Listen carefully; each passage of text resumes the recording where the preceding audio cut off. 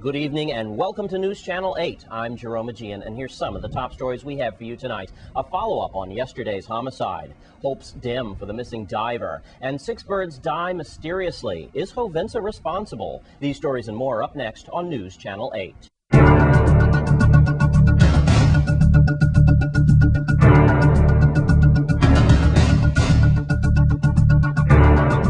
In our top story tonight, emergency responders are still clinging to some hope that 55-year-old Police Lieutenant Benjamin Rios will be found.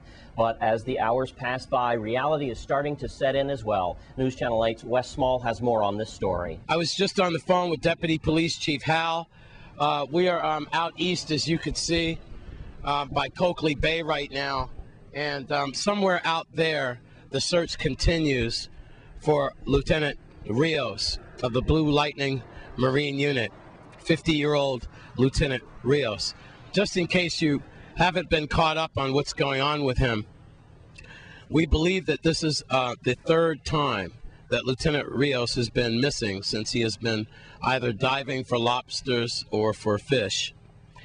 2 other companions were rescued. He is still missing. As we approach 72 hours of Lieutenant Rios being somewhere out there, we can only tell you that hopes are dimming, that possibly the search could be called off as early as this afternoon, unfortunately, by the time this broadcast is aired. I was over at Department of Planning and Natural Resources, and they're kind of shaking their heads.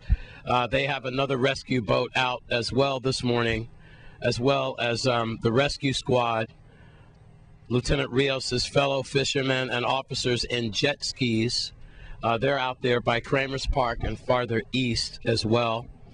Deputy Police Chief Hal has been out with the chopper. As you could see now, as the cameraman pans out into the sea and out into the sky, we could certainly tell you that during the last 72 or 84 hours, this is the best visibility and weather that we have had for an operation like this.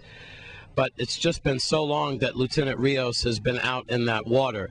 Even though he did have that device on him and an orange vest, how can he sustain himself for these 3 days is pretty much beyond imagination. Nevertheless, to the Rios family and to his fellow officers, we are still keeping our hopes and our prayers up for his safe return. I'm Wes Small for News Channel 8. Thanks, Wes. And news has now come in from our sources through our St. Thomas correspondent Lee Carl that the body of Lieutenant Rios was found by rescue workers this afternoon. Wes Small did contact the Virgin Islands Police Department for a statement, but they are unable to give us any information at this time. News Channel 8 will update you on the story as information breaks. And believe it or not, we still have more rain on the way. So far, the National Weather Service has measured at least 6 inches of rain that has fallen in our territory these last few days. Meanwhile, Governor DeYoung has canceled public school classes again earlier today, and many government offices are closed as well. Many of the functions, like the Virgin Islands Puerto Rican Friendship Day celebration, have been put on hold for this weekend, and it's all because of Tropical Storm Otto, which has become a hurricane now at this time. Tropical Storm Hurricane Otto is a Category 1 and is presently located about 400 miles south of Bermuda at 27.3 north, 61.7 west with 80-mile-per-hour winds. Otto is moving north-northwest at about 17 miles per hour and is heading back towards Africa. Another disturbance, which is a break-off of Tropical Storm Otto, is now beginning to show cyclonic formation, but only has about a 20% chance of becoming one in the next 48 hours. There is still another break-off of Hurricane Tropical Storm Otto is still lingering on top of the Virgin Islands. Another batch of it, you can see from this radar clip, is moving directly towards us and will pass us by this weekend. So unfortunately, we have more rain planned in our area. We'll give you more information on what's happening with the weather towards the end of the program. And the Virgin Islands Police Department are still on St. Croix investigating the latest homicide that happened Wednesday night in Frederickstead. News Channel 8's Wes Small has more. Thank you very much, Jerome. We are again in Frederickstead on the Queen Mary Highway, where it was Wednesday night in the area of around 11:30 that 50-year-old Kenneth Bassa Peters met his demise. It was somewhere in this area. I stand here out in front of this hardware store. We believe that Peters died in the opposite lane somewhere out there. At least he was shot, we believe, several times. I talked to one of the neighbors who was watching television with her family that night, and she told me that she heard about 6 shots, about half a dozen shots. They didn't really think anything. They thought perhaps someone was just letting loose shots because there were like no arguing or no shouting or anything like that, no voices, just shots. But she knew something horribly went wrong when emergency personnel came into this area shortly after that. So according to some sources, that is homicide number 52 in our territory. Other sources put the homicide rate a little higher. Meanwhile, all we could tell you is that we don't know who we're looking for. We do know that we believe he got shot multiple times. And when emergency responders got to the scene, 50-year-old Kenneth Peters, better known as Bassa, was dead somewhere in this area. If you know anything about this homicide, then you should call 911 or 778-2211, ask for the Criminal Investigation Bureau, or you could call Crime Stoppers at 1-800-222-TIPS, 1-800-222-8477. In Frederickstead, I'm Wes Small for News Channel 8. Thanks, Wes. Also yesterday, News Channel 8 broke the story of 6 birds that died recently next to the Hovensa oil refinery. News Channel 8's Wes Small files this update report. Thank you very much, Jerome. We got phone calls, or actually I found out from talking to DPNR people yesterday afternoon that at least 6 terns have been found dead near the Molasses Pier. You are looking at our surveillance shot from the satellite that DPNR Dr. Coles here has provided us with.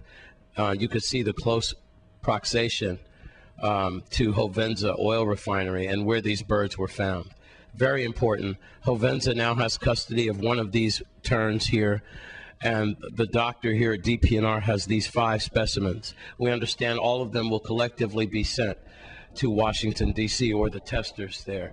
I'm here now with the big guy himself, Dr. William Coles, usually dealing with lionfish, sir, but right now, an utmost concern of you and your officials here, and well as you should be, is that this is in a direct path of the oil refinery where these terns were found, and plus that we have had another failure overnight at Hovensa around midnight, could be with the weather, but nevertheless, you are concerned, you and your staff. Yes, we are concerned. It's very unusual that you would find birds dead, particularly a cluster of birds, but we don't know why they died. Remember, this was in the middle of the storm. There could have been other factors that have been involved as well.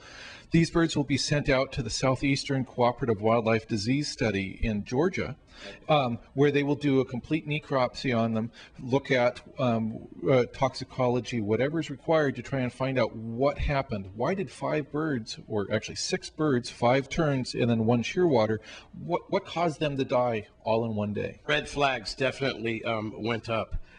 Because you said that these were too many, and the kill area is pretty close to Hovensa. Let's talk about that. When were these birds reported to DPNR? I received the report Wednesday morning that these birds, Thursday morning, that these birds had been, were reported dead. They were found out at the molasses dock, the old molasses dock, yes, where the commercial boats will come in. And apparently it had been reported to other people, but there had been no response. Partly because of the communication. They didn't know where exactly they were. Where were they found, Doc? On land or in the water? They were found on land, right next to where they were doing boat operations. And so I met with the dock master who initially reported them. He and I went out, we found these 6 birds, and, of course, bagged them and documented them. When will we know the necropsy results, either from you, Hovensa, and up there in Georgia? And by the way, when Hovensa tests these birds and you test these birds, do you both share the information with the public, or do you give separate reports? I anticipate, all of the birds, and you see one of the birds was given to Hovensa so they could do their test. We're all going to send all 6 birds up to the same facility. Individually? Yes, so they're going to be sent up to the same facility. We're going to get them, get a report back. It depends on how many other things that facility is doing, but I anticipate a report in a couple weeks. We will have more on this in days to come. You could bet your life on that. At DPNR in the labs with the good doctor, I'm Wes Small for News Channel 8. Thanks, Wes. And this just coming in from the Chucky Hansen campaign. Every Saturday morning from 9 a.m., hot roti, chicken, shrimp, and veggie is all available there, as well as souse and potato salad, roasted pork with all the trimmings, and pot fish as well. The campaign headquarters at Barron Spot Mall is where you can find this delicious, tasty treat. And don't forget to push 12 when it comes to election time. And when we come back from this break, we'll take a look at your Caribbean report for tonight. Stay with us.